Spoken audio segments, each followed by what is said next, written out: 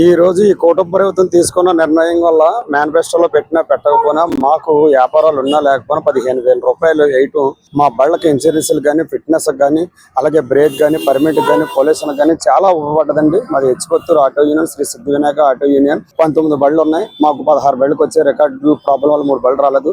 అందరం కూడా చాలా ఆనందంగా 16 బళ్ళు కూడా పాల్గొనడం జరిగింది. మేము చాలా సంతోషపడుతున్నాం ఈ రోజు ఈ కూటమి ప్రభుత్వం ఈ కార్యక్రమాలను చేయటం వల్ల. బస్సులు పెట్టిన తర్వాత ఒక్కసారిగా ఇబ్బందులు ఏమైనా వచ్చాయి ఏంటి? ఎలా ఉంది? అలాంటి ఇబ్బంది ఏమీ లేదండి. మన లోకల్ గా ఆటో యూనియన్లకి సంబంధించి ఎక్కడ కూడా బస్సులు నేషనల్ హైవే తప్పించి కానీ మన చిన్న చిన్న విలేజ్లకి ఎక్కడ కూడా బస్సు అయిపోవడం లేదు. ఆ ప్రాబ్లం ఏమీ లేదండి. ఇప్పుడు 15,000 అయితే ఆటో ఉందన్నా, ఇంతకుముందు ఆటో బస్సులు లేకుంటే ఇబ్బంది పడి ఉంటుంది కదా. ఇప్పుడు బస్సులు వేసి ఇబ్బంది కదా. 15,000 దేనికి వస్తాయి?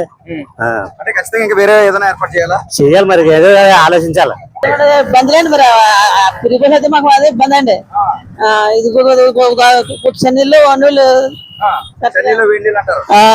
అలా తోడైందండి మరి ఇది మొత్తానికి. మరి ఇప్పుడు ప్రభుత్వం 15,000 వేస్తుంది, ఎలా పర్వాలేదా మరి? పర్లేదండి, ఏదో చెప్తాం కదా, ఏదో చెన్నీళ్ళు అన్నట్టు ఏదో పర్లేదు.